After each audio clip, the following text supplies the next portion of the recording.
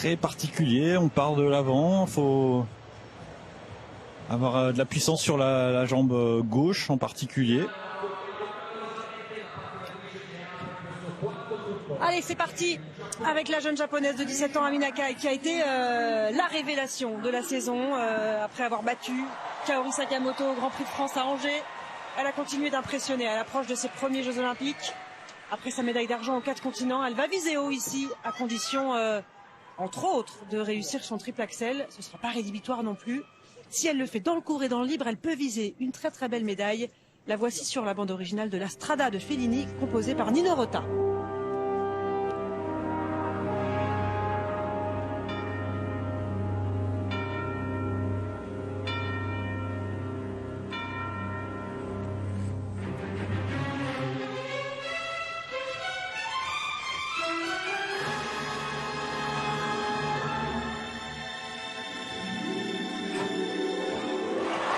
Eh ben, il est très bien passé le triple axel, ça commence fort.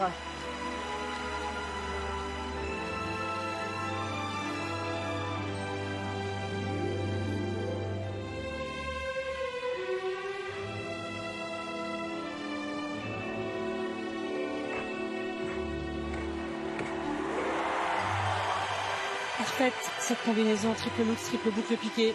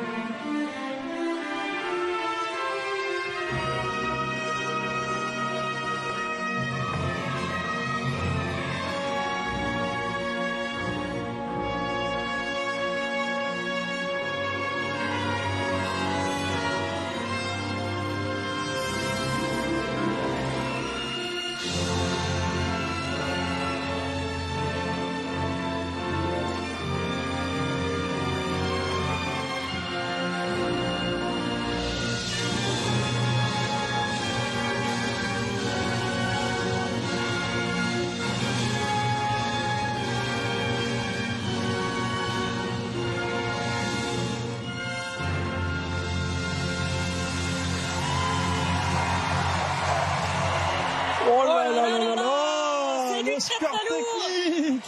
Exceptionnel, Amina Kai. Elle a tout juste 17 ans, la jeune japonaise.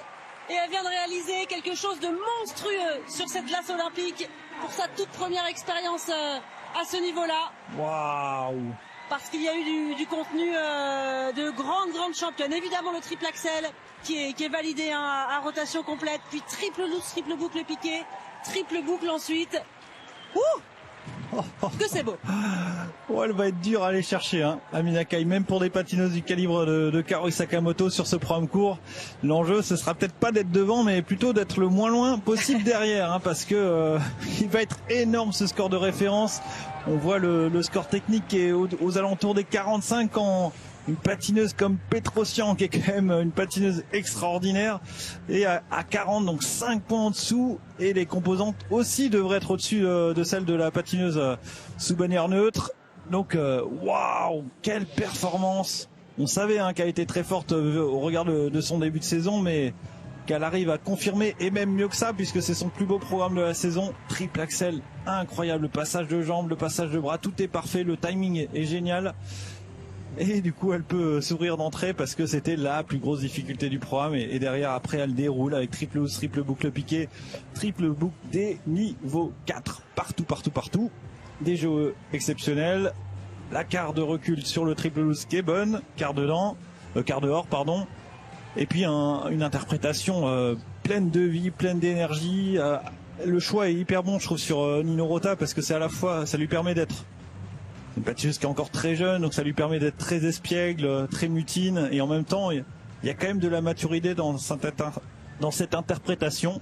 Alors après, La Strada, c'est quand même pas le film le plus fun, hein. Non. C'est là, un thème assez dramatique. on est un peu dans... Alors, je pense qu'elle a pris le parti pris des arts du spectacle, oui, des forains, des clowns.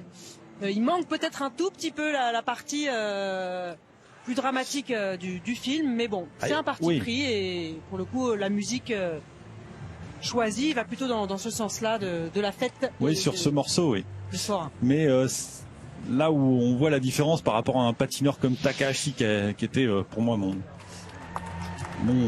idole, et qui avait patiné sur la Strada, il y avait justement plus de variété, avec à la fois le côté festif, le côté joyeux, et puis en même temps le côté dramatique. Donc là on le retrouve pas, mais vu le morceau choisi, ça peut justifier. Elle va sans doute battre son record personnel avec cette performance aujourd'hui à Minakai, un record à 78 tourons. 78-71. C'est très très bon. Oh là là là là là là, quel grand coup frappé là ce soir par Ami Nakai.